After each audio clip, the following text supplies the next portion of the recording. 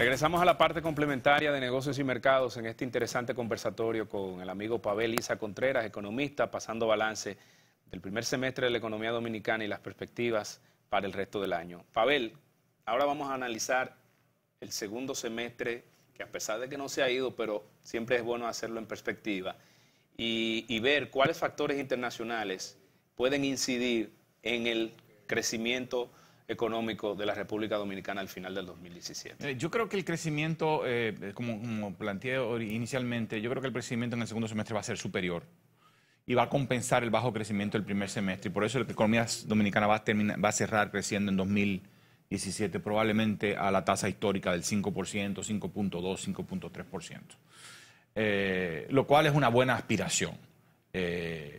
Volver a crecer a un ritmo histórico y no al ritmo tan elevado que crecimos 2013, 14, 15, o 14, 15, 16, que estuvo significativamente por encima del promedio. Eso no se puede sostener. Cuando tienes 3 años consecutivos creciendo por encima de tu promedio histórico, en algún momento vas Tienes que caer. Tiene que caer. Llega el momento de la normalización. Exactamente. Y yo creo que está llegando el momento de esa normalización. El gasto público va a contribuir a ello, la política monetaria, la flexibilización de la política monetaria va a contribuir a ello. No creo que se trate de un cambio estratégico en la política monetaria, sino es un cambio en la coyuntura para facilitar ese rebote.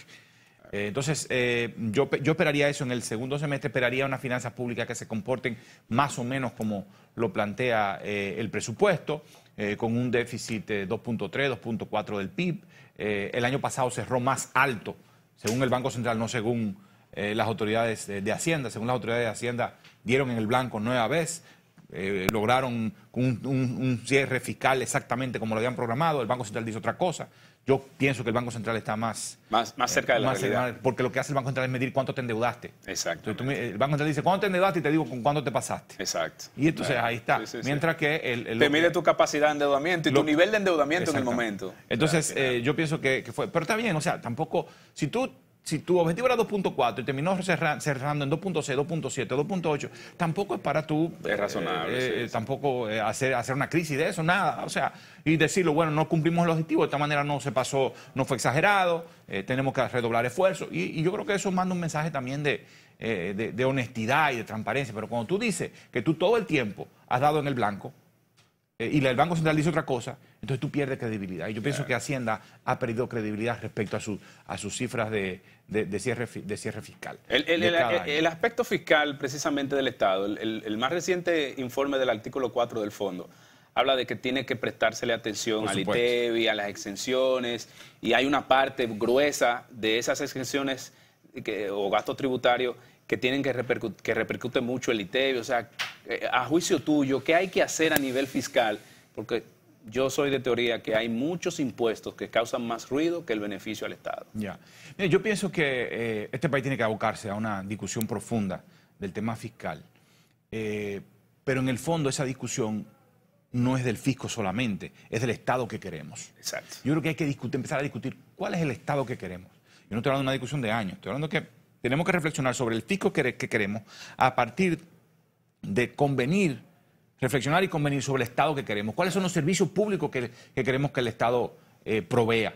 Y cuáles no queremos que provea o queremos que provea y eventualmente decimos, bueno, quisiéramos que lo proveyera, pero no va a ser posible. Exacto. Por lo menos, o vamos gradualmente a converger en esa dirección para que lo provea en el futuro. Mientras tanto, vamos a concentrarnos en garantizar financiamiento para estos servicios. Entonces, primero discutimos el Estado que queremos y dónde tenemos que gastar, y dónde queremos que el Estado gaste.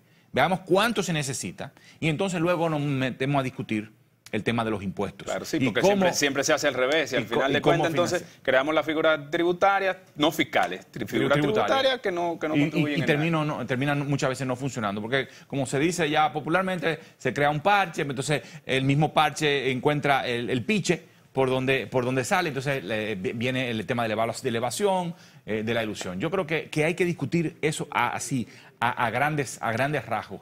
Y obviamente pensando en cómo empezamos a reducir el déficit fiscal, pero de forma clara y agresiva. Sí. Es decir, no hemos reducido el déficit fiscal en los últimos años. Lo redujimos de 2012 a 2013. El gobierno lo logró hacer. Pero el 2012 sabemos que fue un año extraordinario, donde se volaron todas las trancas en términos de control del gasto público para lograr una reelección del partido en el gobierno. Claro. O sea, que lo que se hizo en 2013 fue volver a la periodo previo a 2012, no más.